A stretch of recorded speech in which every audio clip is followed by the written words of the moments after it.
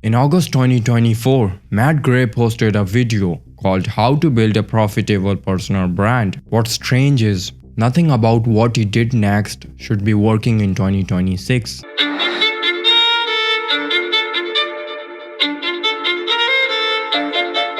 Since then, he's been uploading twice a week and pulling in the same kind of high quality viewers every time. Quietly, more and more creators building online businesses started copying his systems and his low effort content style. But what stood out wasn't the views, it was how cleanly everything is scaled. The answer lies in implementing a system that maximizes output while minimizing effort. Without him being involved day to day. And if you are paying attention, you will notice this is the exact direction more and more serious creators are quietly moving toward. That's when it clicked for me. Matt isn't scaling louder, he is scaling cleaner. A lot of us romanticize building businesses from our laptops, not in a flashy way, but in a quiet one.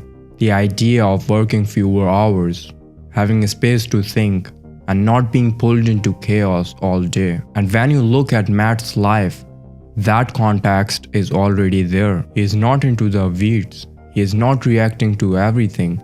He is not sprinting to keep up. People need time to build trust with your brand. Content is a no-risk way for them to familiarize themselves with you and what you stand for. You can tell he is operating inside a system that gives him margin. And that matters because people don't just watch for information. They watch because they are curious what it feels like to live that way. Not to copy it, but to understand it. That's the first advantage he has.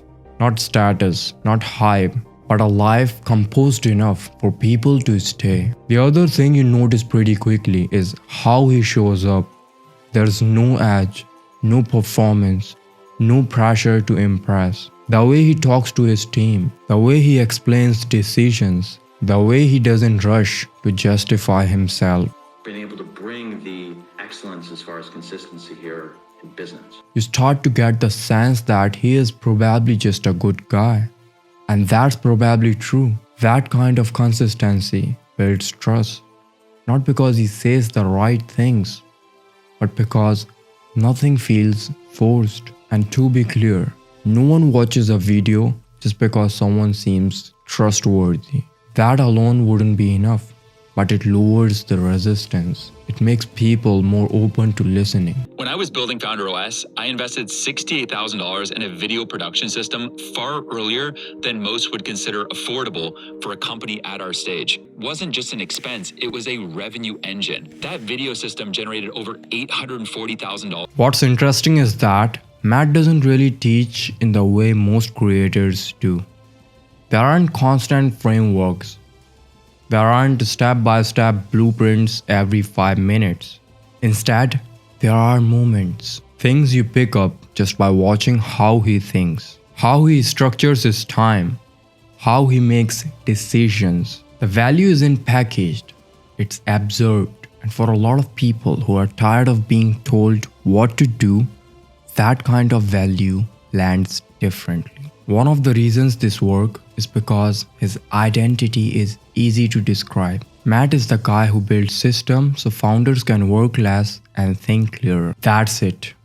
No complicated positioning, no dozen angles. Just something simple enough that people can remember it and repeat it. When an identity is that clear, it does something important. It removes confusion. You don't have to wonder what lane he is in. You don't have to guess what the next video will feel like. And that makes the whole thing replicable. Not because he explains it, but because it's easy to imagine. If you look closely, his packaging barely changes. Similar titles, similar pacing, similar visual tone. And instead of feeling boring, it feels comforting. You know what you're clicking on. You know what kind of experience you're about to get. Familiarity lowers friction. Most creators are afraid of repeating themselves because they think repetition means stagnation. But here, repetition becomes reliability.